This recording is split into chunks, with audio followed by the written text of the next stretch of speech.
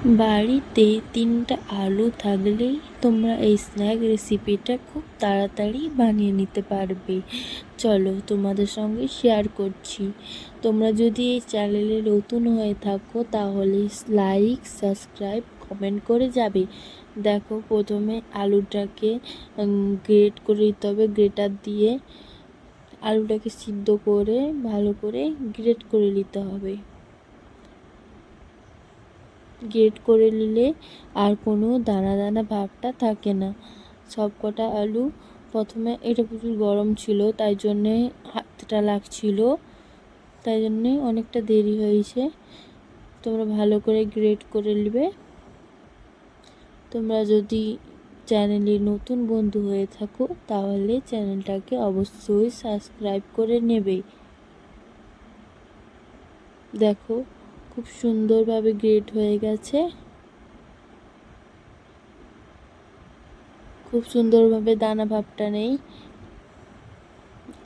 তারপরে হাত দিয়ে ভালো করে থেসে নিতে হবে।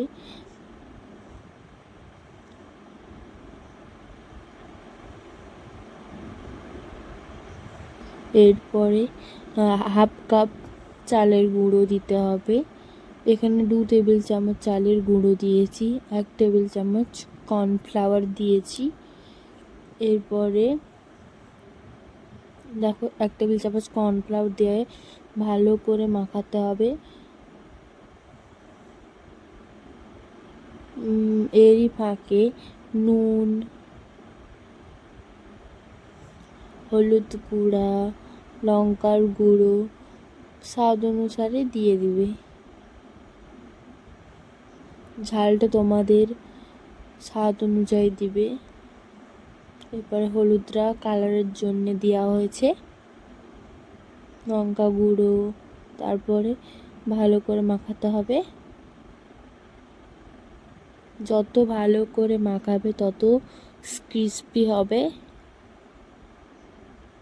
এখানে তোমরা ময়দাও ইউজ করতে পারো। এরপরে কেটে রাখা পেঁয়াজ, কাঁচা লঙ্কা দিয়ে ভালো করে মাখাতে হবে। পেঁয়াজটা তোমরা স্বাদ অনুসারে দিবে, তোমরা বেশিও দিতে পারো। আমি একটা পেঁয়াজ আর কাঁচা লঙ্কা দিয়েছি। কাঁচা লঙ্কা আমি 4টা দিয়েছি, তোমরা আরও বেশি দিতে পারো। এরপরে একটু একটু জল দিয়ে ভালো করে মাখিয়ে নিবে। শক্তও হবে না, বেশি নরমও হবে না, ভালো করে মাখিয়ে নিবে। দেখো, খুব সুন্দরভাবে মাখানো হয়ে গেছে। দেখো কেমন চিটচিট করছে, এরকম করে মাখাবে। তারপরে কড়াইতে গরম তেল হয়ে গেলে মিডিয়াম ফ্লেমে 10 মিনিট ধরে ভেজে নেবে।